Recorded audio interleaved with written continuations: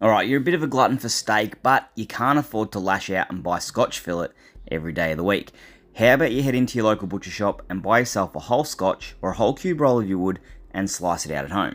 Now I do understand that buying a whole cube roll is a fair bit of dosh out of the old skyrocket, but if you're like me and you love steak, buying a whole cube roll is going to save you money over the long run. You may even get 3 to 4 steaks for free. If you really add that up, it's going to be worth buying a whole one. If you're not a huge fan of steak, then don't go out and buy a whole cube roll. Maybe buy whole things like chucks and blades and do slow cooks. But if you're into steak, buying a whole cube roll is 100% going to save you money over the long run.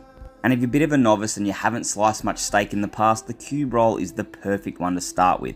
It's nice and simple. You only really need to trim off a little bit of that fat off the outside, a little bit of bark if there's leftovers from when they boned it off the actual ribs. But other than that, it's going to sit nice and flat on the bench, and all you have to do is take your time and slice away at whatever thickness you desire.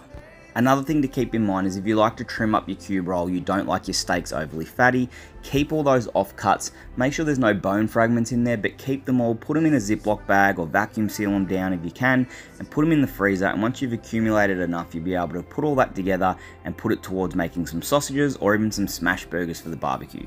Okay, now we're up to our fun part of actually slicing out the steak. So I like to have it with those rib bone sections that we just trimmed up facing down, sitting on a chopping board or on a bench. And then it's just a matter of slicing away. Now use a steak knife or a chef's knife, and you definitely don't have to take off a face cut like I have just then.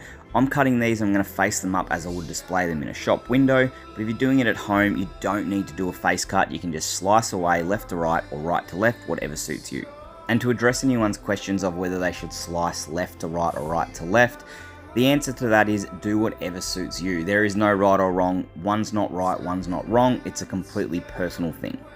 And to make things as easy as possible to try and get a clean cut all the way through, when you slice and push forward, try and get the nose of your knife on the bench, and when you drag back, attempt to keep that on the bench. Now you are going to need some strong wrists. Obviously butchers and chefs do this day in, day out, so if you're at home, you don't get it perfect, don't stress. As long as you're cutting the steak and you get it done in the end, that's all that matters. And don't be surprised if this is the first time you're doing it, when you go to put your steaks and lay them flat on the bench once you've cut them, that you see a couple of them are like doorstops. They're like a wedge, so you've got a really thin part at the bottom and then the top part's really thick. That's pretty common, especially for apprentices when they're learning to slice steak, to keep your wrist locked and nice and strong so that you can cut straight through and keep it absolutely level. You can see that these steaks are nice and solid, they're not sloppy at all, and that's because they're 100-day grain fed. Now if you do like grass fed, you don't like grain fed, then head into your local butcher, buy a whole cube and just request grass fed. They are going to be slightly sloppier, they won't be as stable, they won't sort of hold together as much, but if that's what you like, at the end of the day the quality is going to be just as good. It's just a personal preference of whether you like grass fed or grain fed.